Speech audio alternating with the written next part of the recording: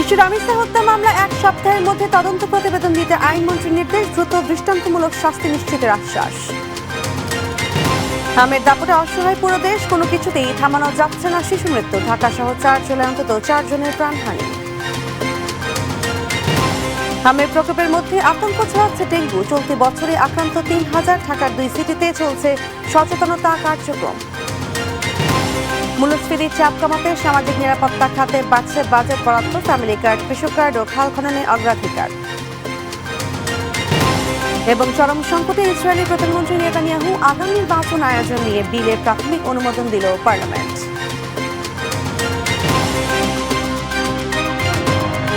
এই অবস্থায় পড়তে না চাইলে ব্যবহার করুন rainbow damp protector. Elastomeric emulsion থাকায় দেয়াল থাকে damp proof rainbow paints, colour of joy. সংবাদ দুপুরে দেখছিলেন সুপারবোর্ড সংবাদ শিরোনাম, সঙ্গে আছে আমি শাজবিন হাসান। এবার বিস্তারিত।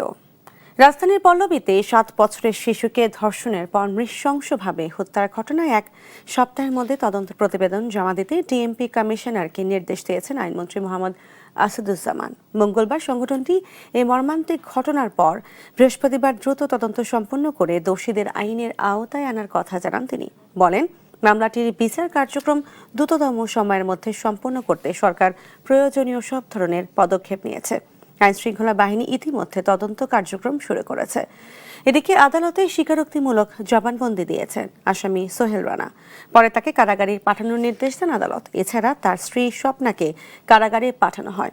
অন্যদিকে মুন্সিগঞ্জের সিরাজদি খানের মোল্লাবাড়ির পারিবারিক কবরস্থানে শিশু রামিসার দাফন সম্পন্ন হয়েছে।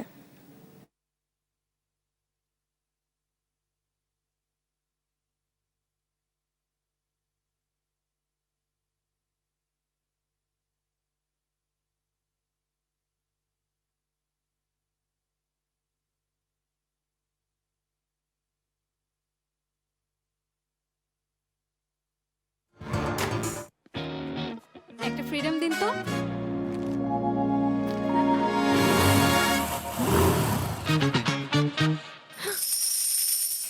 ফ্রিডম নিয়ে এলো স্কুটি নাকি গোল্ড অফার। স্টিকারে থাকা কিউআর কোড স্ক্যান করে প্যাকের ভেতরের কোডটি দাও আর প্রশ্নের উত্তর দিয়ে জিতে নাও স্কুটি অথবা গোল্ড কয়েন। 2 মাসের বেশি সময় পার হলেও এখনো নিয়ন্ত্রণহীন হামের সংক্রমণ। টিকাদান সহ কোনো কিছুতেই থামছে না শিশু মৃত্যু। 24 ঘন্টায় ঢাকা, সিলেট, কুমিল্লা ও চাঁদপুরে আরও 4 জনের মৃত্যু হয়েছে। হাম জটিলতায় ঢাকার ডিএনসিসি হাসপাতালে 24 ঘন্টায় 1 শিশুর মৃত্যু হয়েছে। এতে হাসপাতালটিতে মৃতের সংখ্যা দাঁড়ালো 31-এ। এদিকে সিলেটের 7 মাস বয়সী 1 শিশুর মৃত্যু হয়েছে। এ নিয়ে বিভাগে মৃত্যুর সংখ্যা বেড়ে দাঁড়ালো 42 জনে। উপসর্গ নিয়ে হাসপাতালে ভর্তি হয়েছে আরও 89 জন। আর সিলেটের বিভিন্ন হাসপাতালে চিকিৎসা নিচ্ছে 2 শতাধিক রোগী। বৃহস্পতিবার সকালে কুমিল্লায় হামের উপসর্গ নিয়ে আরও 1 শিশু মারা গেছে। বর্তমানে জেলার বিভিন্ন হাসপাতালে হাম নিয়ে চিকিৎসাধীন আছে 135 জন। এছাড়া হাম উপসর্গ নিয়ে চাঁদপুরে আরেক শিশুর মৃত্যু হয়েছে বলে জানিয়েছেন জেলা সিভিল সার্জন।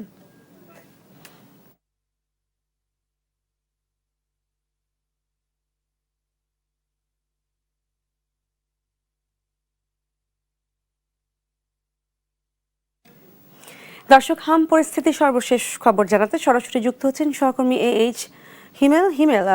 হাম নিয়ে সর্বশেষ কি তথ্য রয়েছে এবং চিকিৎসা নিয়ে কি বলছেন রোগীর স্বজনরা? শাজমিন, এই মুহূর্তে রাজধানীর ডিএনসিসি হাসপাতালের ওয়ার্ডের ভিতরে অবস্থান করছি। গত 24 ঘন্টায় এই হাসপাতালে 1 শিশু মৃত্যু হয় এবং এ নিয়ে প্রায় 2 মাসে এখানে 31 জন শিশু মৃত্যুবরণ করে এবং এই হাসপাতালে নতুন 114 জন রোগী ভর্তি হয় এবং 145 জনকে কিন্তু তারা আসলে ছুটি দেয় চিকিৎসা দিয়ে এবং তারা সুস্থ হয়ে বাড়ি ফিরে। এবং এখন পর্যন্ত এই হাসপাতালে 444 জন রোগী ভর্তি রয়েছে। আমরা যেটা দেখছি যে হাসপাতালে রোগীদের চাপ কিন্তু একদিকে যেমন সুস্থ অনেকে বাড়ি ফিরছেন, অন্যদিকে আমরা দেখছি যে নতুন রোগীও কিন্তু ভর্তি হচ্ছেন, প্রতিদিনই শতাধিক রোগী কিন্তু ভর্তি হচ্ছেন। এবং এই হাসপাতালে হামের প্রকোপের মাত্রা কিন্তু এখনও অনিয়ন্ত্রিত। আমরা যেটি দেখছি যে স্বজনরা আসলে তাদের সন্তানদের নিয়ে আসলে খুব আশঙ্কায় আসলে দিন পার করছেন। সব মিলিয়ে আসলে হামের প্রকোপ এমন আকারে দেখা দিয়েছে এবং এমনভাবে আসলে শিশুদের আক্রান্ত করা হচ্ছে যে তাদের চিকিৎসা নিতে, অর্থাৎ যে রোগীরা হাসপাতালে আসছে তাদের চিকিৎসা নিতে 5 থেকে 1 সপ্তাহ সময় সবারই লাগছে হাম আক্রান্ত হওয়ার পর, কিন্তু অনেকে কিন্তু আসলে 20 থেকে 25 দিনও আসলে হাসপাতালের বেডে কাতরাচ্ছে এবং স্বজনরাও কিন্তু তাদেরকে সুস্থ করার জন্য চেষ্টা করছেন এবং সেই সাথে ডাক্তার নার্স যারা রয়েছে তারাও কিন্তু আপ্রাণ চেষ্টা করে যাচ্ছে। প্রত্যেকটি যে শিশু ওয়ার্ডগুলো রয়েছে সেই ওয়ার্ডগুলো কিন্তু যে বেডগুলো রয়েছে সেগুলো কোনোটি আসলে খালি নেই। একদিকে যেমন ছুটিতে যাচ্ছে, অন্যদিকে নতুন রোগী ভর্তি হচ্ছে। সব মিলিয়ে আসলে এই শুধু ডিএনসিসি নয়, রাজধানীর সব হাসপাতালগুলোতে কিন্তু রোগীর চাপ কিন্তু এখনো রয়েছে। চিকিৎসকরা যেটি বলছেন যে হামের প্রকোপ যেহেতু সারা দেশে ছড়িয়ে পড়েছে, সেজন্য আসলে কিছুটা সময় লাগবে। তবে স্বাস্থ্য অধিদপ্তর থেকে বলা হয়েছে যেহেতু টিকাদান শুরু হয়েছে 20 তারিখ থেকে সারা দেশে, সেই জায়গা থেকে আসলে তারা কিছু কিছু জায়গা থেকে আসলে সুফল পাচ্ছে যে সেখানে সংক্রমণের হার কিন্তু কমে আসছে। সেই বিষয়গুলো কিন্তু জানাচ্ছেন স্বাস্থ্য দপ্তরকে প্রতিনিয়ত তারা ব্রিফ করছেন। এবং কিন্তু দুঃখের বিষয় হলো প্রতিটি দিন আসলে মৃত্যুর সংবাদ দিয়ে শুরু হচ্ছে হাসপাতাল থেকে এবং সেই জায়গা থেকে বলা যায় যে আসলে এই অবস্থা আসলে কবে যে আসলে মুক্তি মিলবে সেটি আসলে বলা মুশকিল, কারণ এখনো রোগীর চাপ রয়েছে এবং হামে আক্রান্ত হচ্ছে কিন্তু শিশুরা। আপনি জানেন ইতিমধ্যে 67 দিনে হাম জটিলতায় কিন্তু 481 জন মৃত্যুবরণ করে, যেটি আসলে খুব আশঙ্কা মনে করা হচ্ছে যে এটি ভয়াবহ থেকে আসলে মহামারী আকারে রূপ নিচ্ছে কিনা সেই বিষয়ে কিন্তু বিশেষজ্ঞরা সতর্ক করেছেন এবং তারা যেটি জানিয়েছেন সবাইকে সতর্ক থাকতে হবে, বিশেষ করে আগামী ঈদুল আজহায় যেন জনসমাগমের বিষয়গুলো এড়িয়ে চলা হয় এবং শিশুদের নিরাপদে রাখা হয়, সেই বিষয়গুলো কিন্তু পরামর্শ দিয়েছেন বিশেষজ্ঞরা। রাজধানী মহাখালীর ডিএনসিসি থেকে হামের এই ছিল সার্বিক বিষয়। সাজমিন। ধন্যবাদ হিমেল। হামের সর্বশেষ খবর জানাচ্ছিলেন সহকর্মী AH হিমেল। আরএফএল ওয়াটার পাম্পের রোটর এখন আরো উন্নত আর বিদ্যুৎ সাশ্রয় হয় 20% পর্যন্ত। হামের প্রকোপের মধ্যে নতুন করে আতঙ্ক ছড়াচ্ছে ডেঙ্গু। চলতি বছরের এখন পর্যন্ত দেশের বিভিন্ন হাসপাতালে প্রায় 3000 রোগী ভর্তি হয়েছেন। মারা গেছেন 5 জন। বর্ষা মৌসুম শুরুর আগে এই ডেঙ্গু প্রতিরোধে নানা প্রস্তুতি নিয়েছে ঢাকার 2 সিটি কর্পোরেশন। এইডস মশার প্রজননস্থল ধ্বংস করতে ঘরের চারপাশ পরিচ্ছন্ন রাখার পাশাপাশি ঘরের ভেতরে বা বারান্দায় যেন পানি জমে না থাকে সে বিষয়ে সবাইকে সচেতন করতে ক্যাম্পেইনও শুরু করেছে। ডেঙ্গু এখনো আতঙ্ক বাংলাদেশের মানুষের কাছে। গেল বছর এ রোগে দেশে মোট আক্রান্ত হয়েছিল 1,02,861 জন, প্রাণ হারায় 413 জন। চলতি বছরেও দেশের বিভিন্ন হাসপাতালে প্রায় 3000 রোগী ভর্তি হয়েছেন। 5 মাসে ডেঙ্গু আক্রান্ত হয়ে মারা গেছেন 5 জন। এডিস মশা সাধারণত ঘরের ভেতরে বা আশেপাশে পরিষ্কার পানিতে ডিম পারে। বাসা বা অফিসের ফুলের টব, অব্যবহৃত টায়ার, ডাবের খোসা, ড্রাম বা বালতিতে জমে থাকা স্বচ্ছ পানি, ছাদ বা বারান্দার জমে থাকা বৃষ্টির পানিতে ডেঙ্গু মশার বংশবিস্তার ঘটে। ডেঙ্গুর প্রকোপ থেকে বাঁচতে বর্ষার আগে প্রস্তুতি নিয়েছে সিটি কর্পোরেশনগুলো। আমাদের যারা স্টেক হোল্ডাররা আছে তাদেরকে যাতে ডেঙ্গু আক্রান্ত কম হয় এবং তারা যাতে নিরাপদে থাকতে পারে, এই ডেঙ্গু জনিত কারণে যাতে একটা প্রাণও না হারায় সেই কারণে আমরা আগাম প্রস্তুতি নিয়েছি। সিটি কর্পোরেশনের প্রশাসকরা বলছেন নগরবাসীকে সচেতন করতে পত্রিকায় বিজ্ঞাপন, ডিজিটাল বিলবোর্ড ব্যবহার সহ করা হচ্ছে মাইকিং। প্রতিটা 54টা ওয়ার্ডে আমরা 100টি স্পটে ঈদের পূর্ব মুহূর্ত পর্যন্ত আমরা এই ক্যাম্পেইনগুলো চালাবো। পাশাপাশি পত্রিকায় বিজ্ঞপ্তি তো আছেই এবং এই যে আমাদের হাতে যে দেখছেন একটা লিফলেট, এরকম ডেঙ্গুর ব্যাপারে আমরা লিফলেট তৈরি করে প্রতিটি জায়গায় জায়গায় আমরা দিচ্ছি যাতে করে মানুষ একটু সচেতন থাকে। ডেঙ্গু মোকাবিলা করতে সপ্তাহে অন্তত 2 বার নিজের বাড়ি ঘর পরিষ্কার রাখার পরামর্শ দিচ্ছেন বিশেষজ্ঞরা। AH হিমেল, দেশ টিভি, ঢাকা। এবার 2026-27 অর্থ বছরে বাজেট বিশ্লেষণ। নিম্ন আয়ের মানুষকে মূল্যস্ফীতির চাপ থেকে মুক্ত রাখতে ও কল্যাণকর রাষ্ট্র গঠনে আসছে বাজেটে সামাজিক নিরাপত্তা কর্মসূচিতে বরাদ্দ বাড়ানোর পরিকল্পনা করেছে সরকার। 2026-27 অর্থ বছরের বাজেটে প্রায় 14,000 কোটি টাকা বাড়িয়ে বরাদ্দ রেখেছে 1,30,000 কোটি টাকারও বেশি। বিশেষ অগ্রাধিকার থাকছে ফ্যামিলি কার্ড, কৃষক কার্ড এবং খাল খনন কর্মসূচির মতো ফ্ল্যাগশিপ প্রকল্পে। বিশেষজ্ঞরা বলছেন শুধু বরাদ্দ কিংবা আওতা বাড়ালেই হবে না, নিশ্চিত করতে হবে সঠিক উপকারভোগী। সাদিয়া লাবনীর প্রতিবেদন।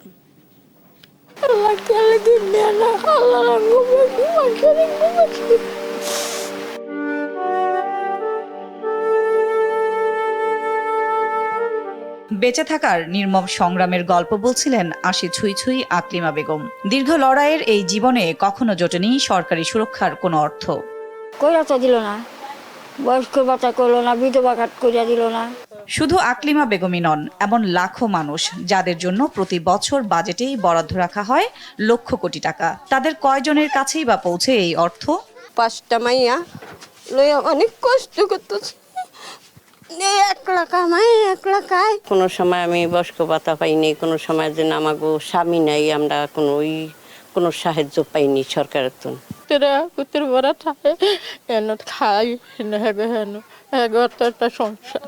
আসছে জুনেই প্রায় ১৯ বছর পর ২০২৬-২৭ অর্থ বছরের বাজেট ঘোষণা করবে বিএনপি সরকার। যদিও নির্বাচনী ইশতেহারের অংশ হিসেবে এরই মধ্যে নিম্ন আয়ের মানুষকে স্বস্তি দিতে ফ্যামিলি আর কৃষক কার্ডের মতো কর্মসূচি বাস্তবায়ন করেছে সরকার। আসছে বাজেটেও সামাজিক সুরক্ষার আওতা এবং বরাদ্দ বাড়ানোর পরিকল্পনা প্রায় চূড়ান্ত। দেশকে পূর্ণাঙ্গ কল্যাণমূলক রাষ্ট্রে রূপান্তরের লক্ষ্যে আগামী বাজেটে সামাজিক নিরাপত্তা ও সুরক্ষা খাতে মোট বরাদ্দ ১,৩০,০০০ কোটি টাকার বেশি নেয়ার নীতিগত সিদ্ধান্ত নিয়েছে সরকার। ফ্যামিলি কার্ড, কৃষক কার্ড এবং ধর্মীয় ভাতার জন্য বার্ষিক উন্নয়ন কর্মসূচি থেকে ১৭,০০০ কোটি টাকা বরাদ্দের প্রস্তাব রাখা হয়েছে। এরই মধ্যে ফ্যামিলি কার্ড কর্মসূচির জন্য ১৪,৫০০ কোটি, কৃষক কার্ডের জন্য ১,৪০০ কোটি, মসজিদ সহ বিভিন্ন ধর্মীয় প্রতিষ্ঠানে দায়িত্ব পালনকারী ব্যক্তিদের সম্মানের জন্য ১,১০০ কোটি টাকা রাখা হয়েছে। আগামী অর্থ বছরে ফ্যামিলি কার্ডের উপকারভোগীর সংখ্যা ৪১ লাখ আর কৃষক কার্ড ৪২,৫০,০০০-এ উন্নীত করার লক্ষ্য নির্ধারণ করেছে সরকার। এছাড়া খাল খনন কর্মসূচি ও বৃক্ষরোপণ কর্মসূচিতে বিপুল পরিমাণ জনগোষ্ঠীকে অন্তর্ভুক্ত করারও পরিকল্পনা করা হয়েছে। সামাজিক সুরক্ষা খাতের আওতা ও বরাদ্দ বাড়ানো হলেও সঠিক উপকারভোগীর কাছে পৌঁছাতে না পারলে এর সুফল মিলবে না বলছেন বিশেষজ্ঞরা। তাই বাস্তবায়ন প্রক্রিয়ায় স্বচ্ছতার উপর জোর দিয়েছেন তারা। সুবিধাভোগী নির্বাচনের ক্ষেত্রে একটা সমস্যা থেকে যায়। আমরা 16 থেকে 20% অনিয়মের একটা বিষয় দেখেছি, যারা পাওয়ার কথা নয়। তো এদিকে নজর কিভাবে দেয়া হচ্ছে, এখানে ওই প্রাতিষ্ঠানিক পদক্ষেপগুলো, এখানে কিন্তু স্থানীয় সরকার নির্বাচনটা খুব দ্রুত হওয়া দরকার, কারণ এইসব সুবিধাভোগী নির্বাচনে তাদের একটা গুরুত্বপূর্ণ ভূমিকা থাকে। সামাজিক সুরক্ষা খাতের এই বিনিয়োগকে সামাজিক ব্যয় হিসেবে না দেখে দীর্ঘমেয়াদী কৌশলগত বিনিয়োগ হিসেবে দেখার তাগিদ বিশেষজ্ঞদের। দ্রব্যমূল্যের ঊর্ধ্বগতির এই সময়ে সামাজিক সুরক্ষা খাতে বাড়তি বরাদ্দ স্বস্তি দিতে পারে লাখো মানুষের জীবনে। তবে সেই সুবিধা কতটা কার্যকরভাবে তৃণমূল পর্যন্ত পৌঁছায় সেটি এখন দেখার বিষয়। সাদিয়া লাবনী, দেশ টিভি, ঢাকা। এবার সাফলন কোরবানির হাট।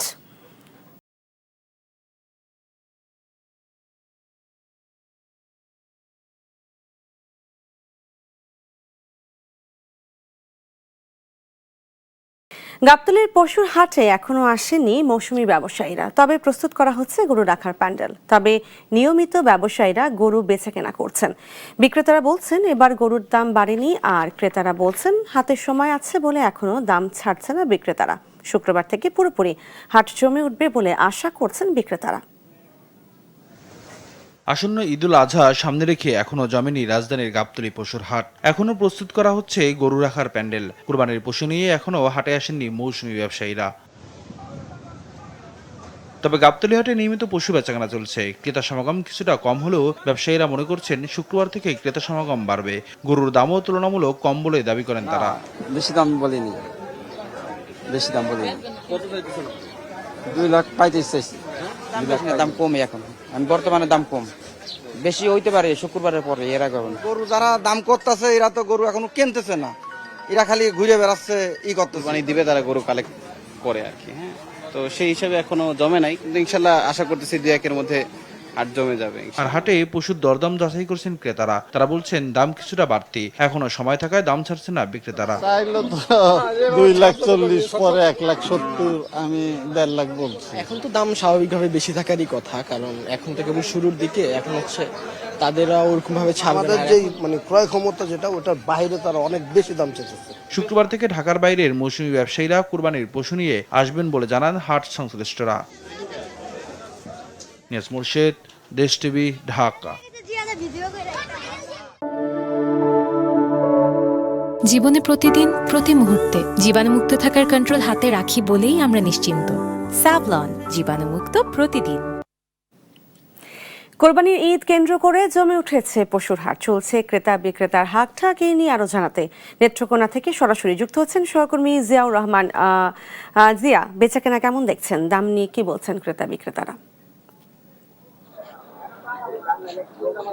শাজমিন, আপনাকে ধন্যবাদ। আমি প্রথমেই জানিয়ে রাখি যে পবিত্র ঈদুল আজহাকে সামনে রেখে নেত্রকোনা জেলার কিন্তু 10টি উপজেলা রয়েছে। তো এসব উপজেলার যেসব স্থায়ী পশুর হাট রয়েছে, 160টি স্থায়ী পশুর হাট সহ প্রায় 200 স্থায়ী অস্থায়ী পশুর হাটে কিন্তু কুরবানির পশুর যে সমাগম শুরু হয়ে গেছে।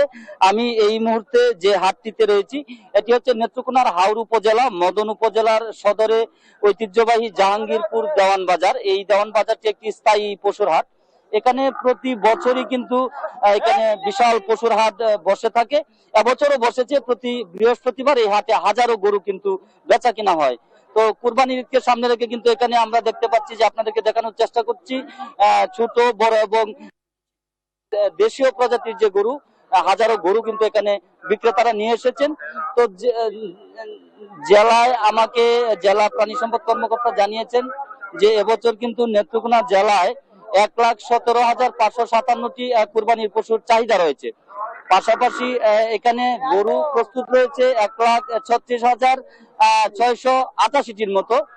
তো আমরা জেলা প্রশাসনের সঙ্গে কথা বলেছি। জেলা প্রশাসন আমাদেরকে যেমনটি জানিয়েছে যে সব এই যে কোরবানির যে পশুর হাট রয়েছে জেলা জুড়ে, এসব হাটে কিন্তু প্রশাসনের বিশেষ নজরদারি রয়েছে এবং এখানে যাতে ক্রেতা বিক্রেতারা তারা ঠিক মতো বেচাকিনা করতে পারেন সেই জন্য কিন্তু প্রশাসনের নজরদারি রয়েছে। তবে সম্প্রতি যে বন্যায় কৃষকরা ক্ষতিগ্রস্ত হয়েছেন, সেই ক্ষতির একটি প্রভাব কিন্তু পশুর হাটে পড়েছে। বেচাকিনা অনেকটাই কম এবং দাম কম বলে বলছেন বিক্রেতারা। এই ছিল আমার কাছে শাজমিন কোরবানির পশুর হাটের সর্বশেষ পরিস্থিতি। ধন্যবাদ জিয়া। কোরবানির হাট নিয়ে জানাচ্ছিলেন সহকর্মী জিয়াউর রহমান। সুপ্রিম কোর্ট সচিবালয় প্রতিষ্ঠায় হাইকোর্টের রায়ের বিরুদ্ধে আপিল করেছে রাষ্ট্রপক্ষ। বৃহস্পতিবার সুপ্রিম কোর্টের সংশ্লিষ্ট শাখায় আপিলটি দায়ের করা হয়। বিষয়টি নিশ্চিত করেছেন attorney general barrister Ruhul Quddus Kajal. এর আগে সুপ্রিম কোর্টের 7 আইনজীবীর করা এক রিটের রায়ে বিচারপতি আহমেদ সোহেল ও বিচারপতি দেবাশিস রায়চৌধুরীর সমন্বয়ে গঠিত হাইকোর্ট বেঞ্চ গেল বছরের 2 সেপ্টেম্বর রায় ঘোষণা করেন। এতে 3 মাসের মধ্যে সুপ্রিম কোর্টের জন্য স্বাধীন সচিবালয় প্রতিষ্ঠার নির্দেশ দেওয়া হয়। পরে নির্বাহী বিভাগ থেকে বিচার বিভাগকে আলাদা করে সুপ্রিম কোর্ট সচিবালয় অধ্যাদেশ 2025 জারি করে অন্তর্বর্তী সরকার। তবে বিএনপি সরকার অধ্যাদেশটি বাতিল করে। গেল 19 মে এক প্রজ্ঞাপনের মাধ্যমে সুপ্রিম কোর্ট সচিবালয় বিলুপ্তি ঘোষণা করা হয়। সেই সঙ্গে সচিবালয়ের সিনিয়র সচিব সহ 15 কর্মকর্তাকে পুনরায় আইন মন্ত্রণালয়ে ফেরত নেওয়া হয়।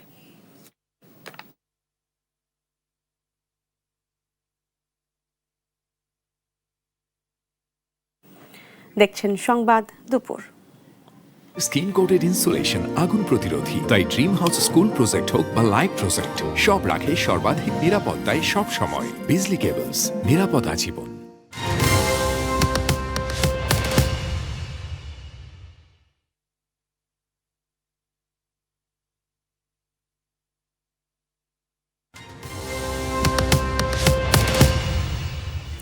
দেখছেন সংবাদ দুপুর।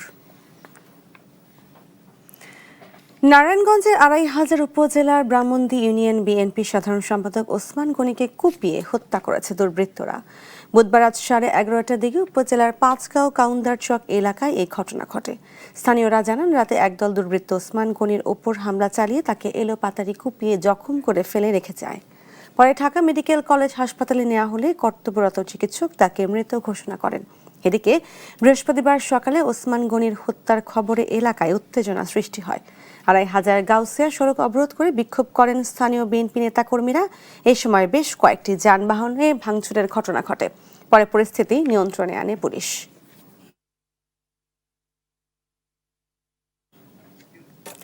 বগুড়ার গাবতলীতে মধ্যরাতে ঘরে ঢুকে এক গৃহবধূকে গলা কেটে হত্যা করেছে দুর্বৃত্তরা। উপজেলার মমিনহাটা দক্ষিণপাড়া এলাকায় বুধবার দিবাগত রাত 12:15টার দিকে এ ঘটনা ঘটে। নিহত রীতারানী মজুমদার ওই এলাকার বিধানচন্দ্র রায়ের স্ত্রী। তাদের এক ছেলে ও এক মেয়ে পড়াশোনার কারণে ঢাকায় থাকেন। বাড়িতে স্বামী স্ত্রী দুজনেই থাকতেন। বুধবার রাত সোয়া 12টার দিকে নিজের ঘরের দরজার জোরে ধাক্কার শব্দে বিধানের ঘুম ভেঙে যায়। গোঙানির শব্দ শুনে ছুটে গিয়ে স্ত্রীকে গলা কাটা অবস্থায় মেঝেতে পড়ে থাকতে দেখেন তিনি। পরে খবর পেয়ে পুলিশ ঘটনাস্থলে পৌঁছে মরদেহ উদ্ধার করে। আলো দিয়ে তারপরে দেখি যে বৌমার কোনো কথাই হইলো না। তারপরে বাইরে এসে আমি তো চিল্লি করতেছি, এই বাড়ি ভাইতে হয়, তাই বাইরে হইলো। কে কাকা কি হচ্ছে কাকা? আমি তোমার কাকি জব করতে পারে। ছেলে এক মেয়ে, দুইজনই ভার্সিটিতে পড়ে, মানে সুখী পরিবার। এটা মানে যেটাই ঘটুক সেটা আর কি সুষ্ঠু তদন্তের মাধ্যমে মানে বিচারের আওতায় আনা হোক। শ্রী বিধানচন্দ্র মজুমদারের স্ত্রী শ্রীমতী রীতারানী মজুমদার, উনি পাশের রুমে উনি ওখানে ঘুমাচ্ছিলেন।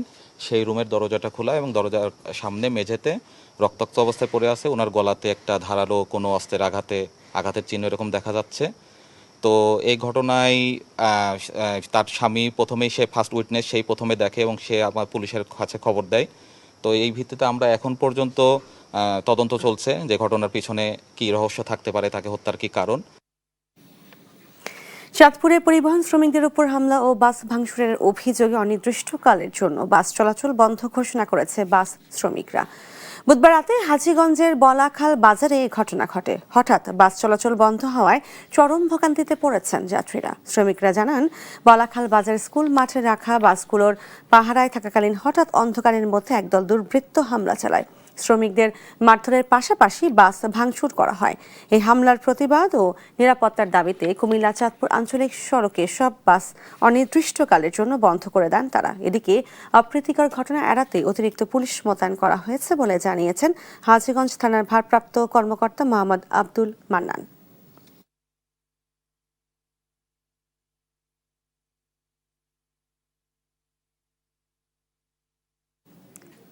এবার আইডিএলসি বাণিজ্য বার্তা।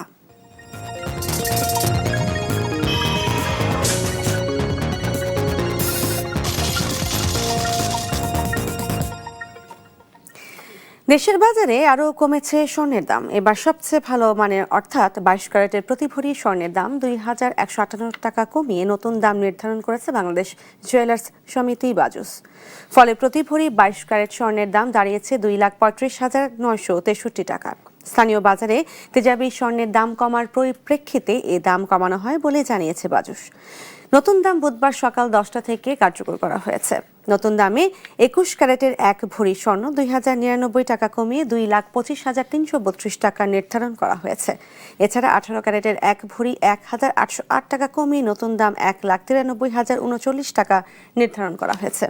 আর সনাতন পদ্ধতির প্রতি ভরি 1,458 টাকা কমিয়ে দাম নির্ধারণ করা হয়েছে 1,57,231 টাকা।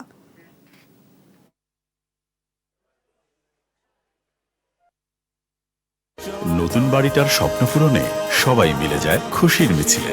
40 বছর ধরে এমন অসংখ্য খুশির মিছিলে ছিল আইডিএলসি, থাকবে আগামীতেও। ঝিনাইদহে মালবাহী ট্রেন লাইনচ্যুত হওয়ার 5 ঘন্টা পর স্বাভাবিক হলো খুলনার সঙ্গে উত্তরবঙ্গে ট্রেন চলাচল। বৃহস্পতিবার সকাল 8টায় ট্রেন চলাচল স্বাভাবিক হয়েছে বলে জানিয়েছে স্টেশন মাস্টার গোলাম রসুল নয়ন। এর আগে খুলনা থেকে ছেড়ে আসা ঈশ্বরদীগামী একটি মালবাহী ট্রেনের একটি বগি ঝিনাইদহের কোটচাঁদপুর সাফাতপুর রেল স্টেশনের কাছে রাত 3টার থেকে লাইনচ্যুত হয়। এতে বন্ধ হয়ে যায় খুলনার সঙ্গে রাজশাহী সহ উত্তরবঙ্গের রেল চলাচল। পরে সকাল 7টায় খুলনা থেকে একটি উদ্ধারকারী ট্রেন ঘটনাস্থলে পৌঁছে ওয়াগনটি উদ্ধার করে।